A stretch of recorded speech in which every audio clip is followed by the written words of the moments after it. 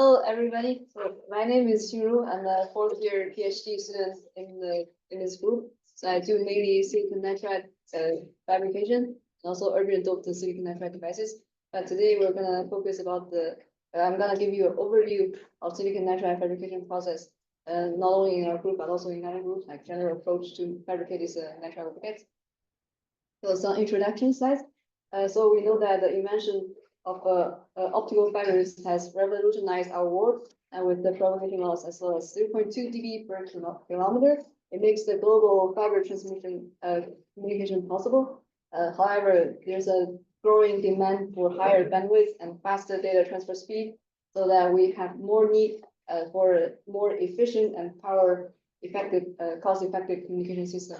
And the integrated optics has emerged as a promising solution to this challenge. So in integrated photonics, people use silicon waveguide a lot. So the loss is around 1 dB per centimeter at this scale. And so the natural waveguide we're going to introduce has a loss of 1.4 dB per meter. So it's like 2 order of magnitude improvement, which we'll cover later in the sections. So this slide shows two typical applications of integrated photonics, including the supercontinuum generation and frequency comb generation. So both applications rely on the high current nonlinearity and low loss. So to achieve this requirement, different groups around the world has developed different material platforms such as aluminum nitride, lithium niobate, HEDEX, AlGaAs, gallium phosphide, etc. So in our group and also in our other groups like Columbia and UCSB, people use silicon nitride a lot. For some very obvious reasons, such as a very wide transparency window, because it's a 2-photon absorption free, and the capability to do dispersion engineering, because you deposit and then you can engineer at the waveguide scale the dispersion, and yeah, and also relatively high nonlinearity and low loss. So as silicon nitride is amorphous, the dominant nonlinearity in silicon nitride is the curved nonlinearity, which enables the generation of distributed curved SOLIFEM microcoms. So these DKS, they are continuously circulating pulses in an integrated microresonator. They are generated via 4-photon interaction, which is mediated by the curved nonlinearity, which I think you already have seen in the previous days. So they are low noise and spectrally smooth broadband optical frequency combs. And mathematically, they are approximate solutions to this Luggiato-Lefebvre equations, which is a driven nonlinear Schrodinger equation that contains damping and detuning. So this slide shows a number of demonstrated applications of the Solitons microcoms using silicon nitride PICs, such as coherent communications, ultra-fast ranging, astronomical spectrometer, etc. So all these applications require operation in an anomalous dispersion regime, which favors the soliton generation. And to achieve this anomalous dispersion, you typically require your waveguide to be thicker than 600 nanometer height. So to achieve, so this slide shows the dispersion simulation dependence on the waveguide height. So you need to be larger than 700 nanometer to 600 or 700 nanometer to achieve the anomalous dispersion. So to achieve such height, such thick waveguide, there are numerous challenges, because so people usually do silicon nitride waveguide in industry with the subtractive method, where you deposit the thick layer of a nitride and then you etch it directly. So because silicon nitride film has inherent very large tensile stress, if you deposit thick enough, it will crack over time or crack immediately. So it requires very fast processing. Or if your nitride waveguide is thick, like 800 nanometer, it will crack it will not just come out in a whole piece. So this is a big challenge. And also to etch the silicon nitride waveguide, we need to avoid such roughness, because it will also add to the Rayleigh scattering loss when your mode interact with the waveguide sidewall. So to solve these challenges, we have some general requirements to build some low loss silicon nitride PICs. So the general requirements are high yield at wafer scale, preferably wafer scale, to reduce the cost, also make it foundry compatible. And also we want to avoid cracks and to achieve low loss. Also to have very precise dimensional control for these natural gates. And this chart shows our silicon nitride macro resonator Q improvements, or the red charts. So with our progressive fabrication optimization, together with the work from other groups, we have routinely achieved more than 10 million Q factors of optical macro resonators. And this is achieved in our group with the so-called photonic damascene process. So contrast to the subtractive process I just introduced above before, the damascene process do this nitride waveguide inversely. So it etches the waveguide preform here in the silicon oxide substrate first, and then we deposit silicon nitride film after this preform etching, and then we do this chemical mechanical planarization to define the top, a smooth and flat top surface, and then we add claddings and do waveguide enemies. So this fabrication method is called damascene because it originated from the Damascus city in Syria, where people have used this method to build some fine art stuff like this. And people have also used this to build copper interconnect integrated circuits. Yeah, so I'll break down this process step by step. So first we use the DUV stepper lithography. So DUV stepper lithography, DUV means deep ultraviolet. This is a photolithography technique used in semiconductor manufacturing to create patterns on silicon wafers primarily. So it uses a deep ultraviolet light, typically with a wavelength of 193 or 248 nanometer. Here, yeah, to transfer the circuit designs from the photomask onto a photosensitive resist layer on the wafer. So the stepper refers to the machine's capability to step across the wafer. So like this, to expose each section with a series of precise and repeated exposures. So it steps from here to across the whole wafer. So this technique allows for high resolution patterning, which is essential for producing some small features in integrated circuits. And this is has been one of the fundamental lithography tool. Another tool is the electron beam lithography. So the advantage of this DUV lithography over electron beam lithography is that it has very high reproducibility and also very high yield. Because to expose this 4-inch wafer, you need so from coating exposure to development, you need like 15 minutes. 15 minutes for a 4-inch wafer. But if you use e-beam lithography, it will take maybe a week to write this 4-inch wafer. And it typically has some stitching errors because you have your stage, and then you write your patterns, and then you move your wafer like with a stage controller. Then there will be maybe some stitching errors because the movement might not be exactly like perpendicular or parallel to the electron beam direction. Yeah, and also e-beam has some very sensitive, environmental sensitive issues. So if your humidity or temperature changes, your lithography cannot be reproduced. So this is the main advantage of why we use DUV stepper over e-beam lithography. Yeah, also for waveguide freeform etching, so the goal is to achieve ultra low loss. So we need smooth sidewalls all the time. Also for this oxide freeform etching. So here I show some examples of oxide freeform etching with a different mask. So you can see that with a photoresist mask, photoresist plus amorphous silicon mask, and also photoresist plus silicon nitride mask. And with each mask, you need to optimize your etching conditions. And yeah, we found out that if you want to etch silicon oxide, you can use the silicon nitride as mask. So this will yield the best sidewall roughness shown in this SEM picture.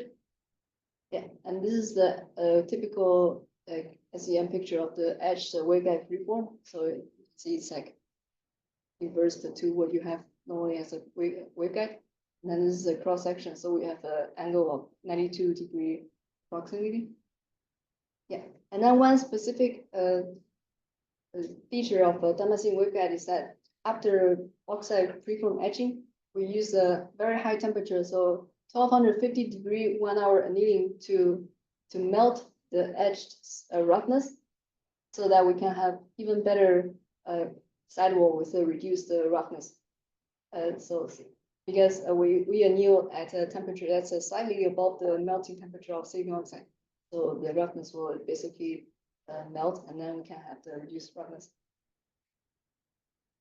And then the chemical mechanical planarization to have a smooth and a flat top surface. So here I show some cross sections of the at different steps. So after preform etching is like this. We have a waveguide preform, and then we deposit the silicon nitride film with the LPCVD. So it's low pressure chemical vapor deposition. So you have this kind of feature. And then in order to make it flat, we spin coat some photoresist. So photoresist is a soft fluid, so it will cover all these long uniform features. And then we use a recipe that has an equal etch rate between photoresist and silicon nitride. So it will reduce this the height uniformly. And then we stop at somewhere here and then so this is the SEM feature of the waveguide after this etch back process. And then we can use the chemical mechanical planarization process to make this smooth, and also stop at the place where we want the waveguide to be at a specific height. Yeah, so nitride annealing. So after we define the silicon nitride waveguide, we need to anneal the nitride waveguide. So annealing means that you apply some very high temperature at a constant atmosphere condition for a very long time. So the reason why we need to do this annealing is that the precursor gas we use for this silicon nitride deposition is ammonia and dichlorosilane. So you can see that it has nitride origin from ammonia and the silicon from DCS. But these two precursor gases all contain hydrogen, and hydrogen can form some absorptive bonds between silicon and nitrogen. So you can see I extract from this article some absorption bond with of nitrogen and hydrogen, so silicon and hydrogen bond. So they will absorb near. So we are very interested in CBAN. We're at a operation at a 1550 nanometer, and these bonds typically absorb near where your operation wavelengths. So they will reduce your loss significantly if you don't anneal them out. And here I show some loss measurement. So I think you already seen this kappa naught measurement over different wavelengths. So if you have this kind of feature, it means that you have increased loss at this frequency, which corresponds exactly to this hydrogen absorption bands. So here I show some annealing conditions, varying annealing conditions. So if you don't anneal your waveguide long enough at high enough temperature, you will typically have this absorption peaks features. And if you apply enough annealing, so in our case, we apply 1200 degree for 11 hours for the nitride, and same for the silicon oxide cladding. So with all this annealing combined, you don't have this absorption feature. And then you can have a flat, relatively flat, and low loss across a broad wavelength range. Yeah, and yeah. How can you apply a different annealing to silicon nitride and silicon oxide if they are on the same wavelength? Okay. So we apply silicon nitride annealing at this step. So after the CMP step, so we don't have oxide cladding now. And then after oxide cladding deposition, we also anneal the oxide cladding. Okay. Yeah. Will it change in shape of the waveguide or anything during it? Very minimal change. SiO2 annealing before depositing silicon. Okay, so it will not change much. It will shrink. Actually, nitride will shrink with 3% in both width and height, but it's not a big change. So we don't need to care about that. Yeah. So the annealing of silicon oxide also have the advantage of densifying the film. So it makes your refractive index closer to 1.44, which is the value you have in console. And then it also makes the top surface roughness at a reduced level because basically your roughness is reduced at this after densification. Yeah, so with all these methods combined, we can achieve routinely like at least larger than 10 million Q at 1550, and also at wafer scale. And this chart is our progressive improvement of this damascene process. And so damascene process, we have shown that it's very reproducible wafer scale low loss process, but it also has some limitations. So for example, it doesn't have precise waveguide dimensional control because we define the waveguide height with the preform etching, so the depth of the etched preform plus the chemical mechanical planarization. So the point where you stop your CMP defines your waveguide height. A CMP is not like a very uniform at a wafer scale. So here I show the thickness map of the final waveguide at different fields, stacking fields.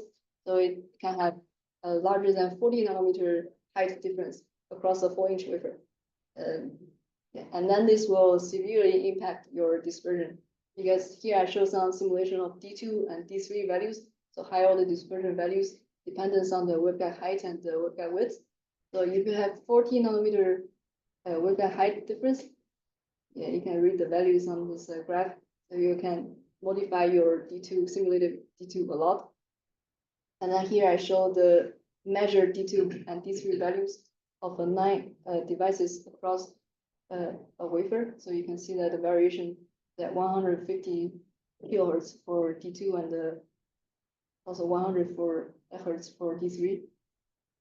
Yeah, so they will also affect a lot your dispersion. Also, if you have, yeah, you have question? Which kind of slurry do you use for this? So we have different stories. So we use ultrasol 7A. I don't know if you know this. So it's a specific for oxide and the oxide polarization. Okay, and yeah, so also if you have some structures that requires very high uniformity levels, such as the couple resonators, and if you have like 10 nanometer height difference, your resonance will basically like decouple because they will be spaced like years away from each other. So this damascene process is not ideal for those devices. And also damascene process, because it uses CMP, CMP has some ditching problems.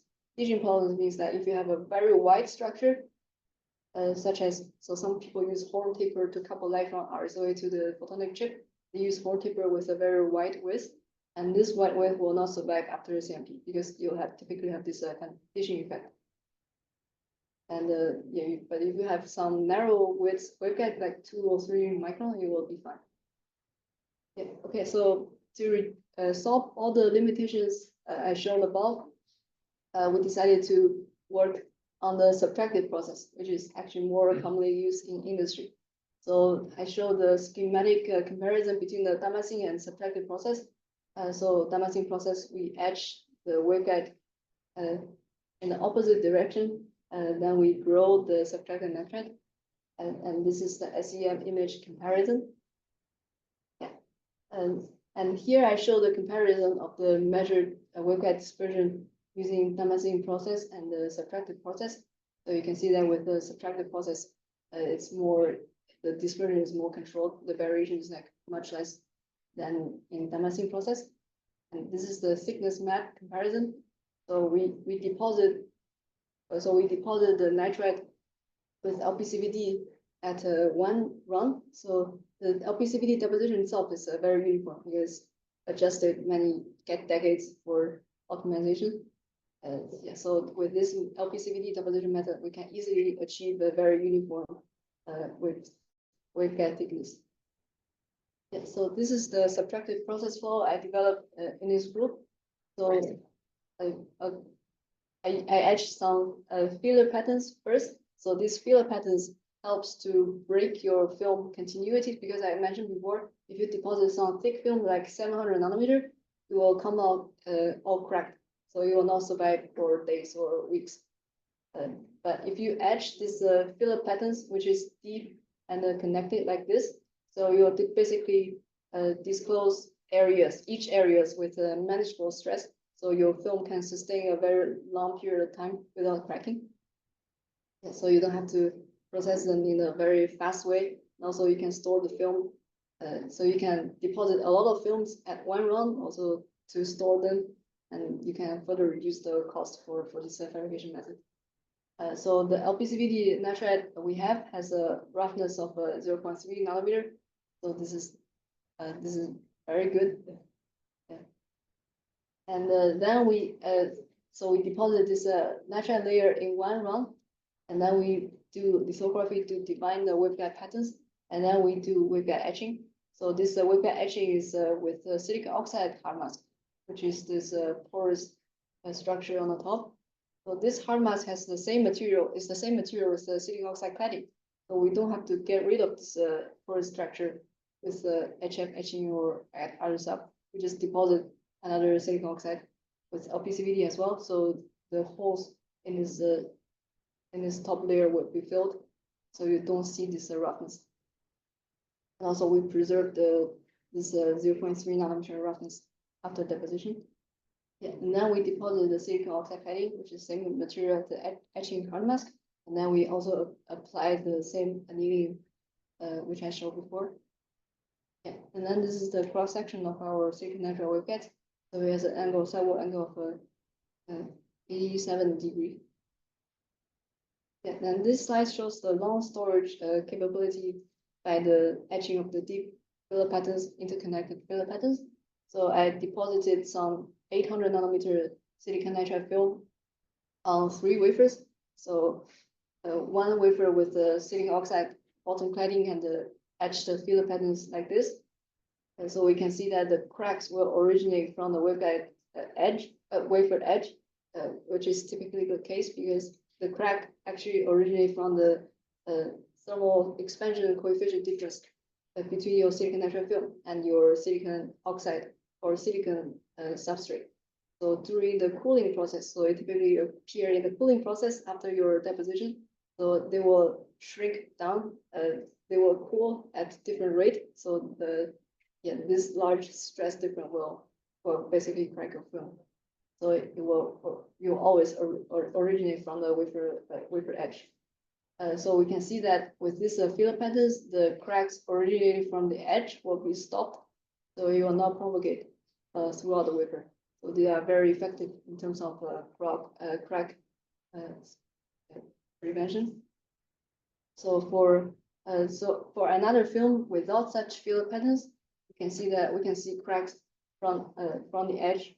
They will propagate all through the wafer, and then they will be detrimental for your device fabrication. Yeah, so with this method, we can store the film for more than a year. Yeah, as you can just leave this space for your devices, so you can do this lithography later. Yeah, so this slide shows the wafer scale microresolution loss. So we can again show the wafer scale high yield process as in the damascene process. And this is the kappa node versus wavelength measurement. And so we can see there's a most probable value is 8 megahertz, which corresponds to 24 million Q at 1550, and the propagation loss of 1.4 dB per meter. And with a varied waveguide width, we can also do dispersion engineering. So shown as in this plot. So we can achieve from anomalous dispersion to normal dispersion, or at some point very flat near zero dispersion. So with different waveguide widths, you will of course change your waveguide loss because your mode will interact more with the sidewall. At 1.7 micron, so you have larger loss typically compared to a very wide waveguide structure. Yeah, and then we want to, so there are typically 2 sources of loss in silicon nitride microresonators, the scattering loss and also the thermal absorption loss from the material or from some impurities. So we want to discriminate those 2 loss sources. So one method is to use this thermal absorption probing. I don't think they show this. Okay, so in this scheme, so we use two lasers, one pump laser and one probe laser. So we apply intensity modulation to the pump laser. So we will cause a change in the intracavity photon number. So we will induce some resonance frequency shift. And now this frequency shift, we use it with a probe laser to measure this shift value. And there are two mechanisms that will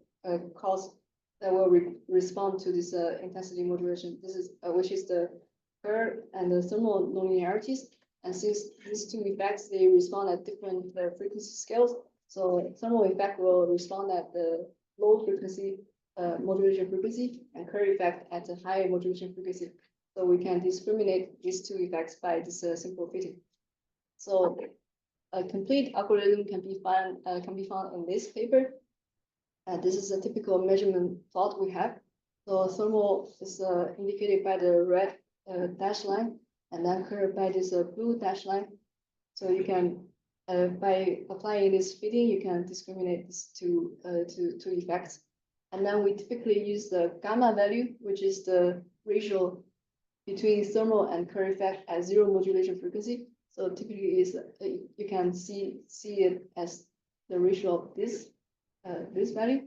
So the larger this ratio, the larger the thermal absorption loss you have in your Nitride gate. Okay, so we can use that to fit this absorption loss, and also yeah. And very interestingly, so during this silicon nitride fabrication process, we have a lot of exposure to UV sources. So we have photoresist, a mask or photoresist applied for chip release to separate the dyes.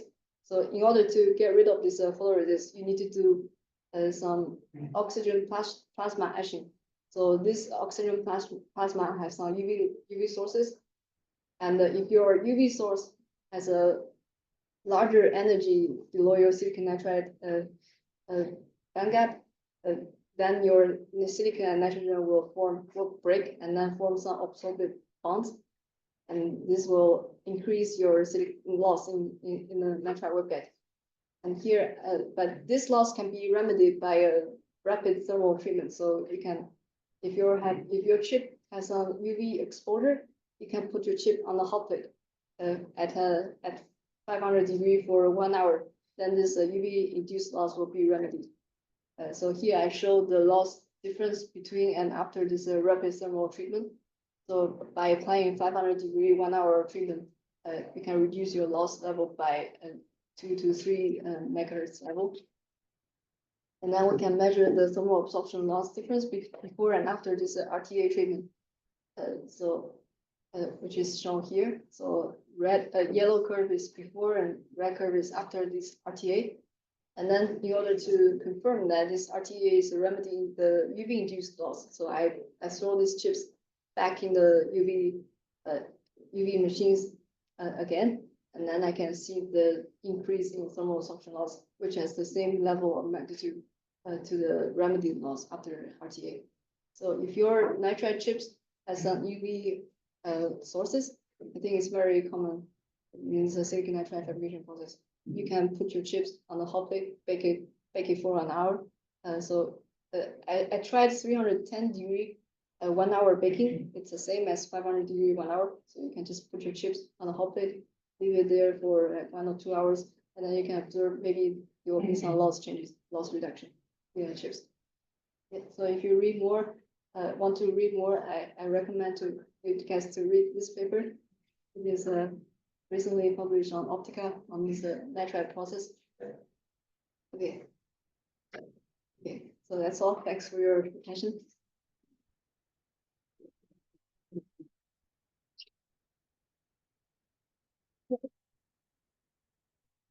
Do these fabrication setups that we mentioned before applies only for CBAN applications, or there can be extended to OBAN? So OBAN is OBAN, which is, yeah, they can be extended to OBAN as well, because the loss level is flat across a broad wavelength range. So at O-band, I think we have similar loss level to C-band. And also, if you optimize your designs, your edge couplers or your resonance, your waveguides to O-band operations, you can also achieve overlap.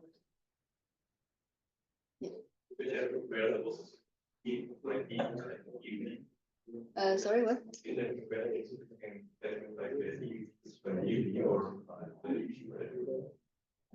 Comparable loss level. What? Yeah, the linear work method. Yeah. So it's a reversion to EV and EV. is there a difference between EV and EV? Yeah, like it also. Okay, so actually the lowest loss is achieved with EV because you can write EV in multiple paths so that the edge, the resolution will be better. But the limitation is that you cannot really write very large structures like a meter long or delay length arrows. It's not the significance. The Q is like less than 5 million difference. That's the report.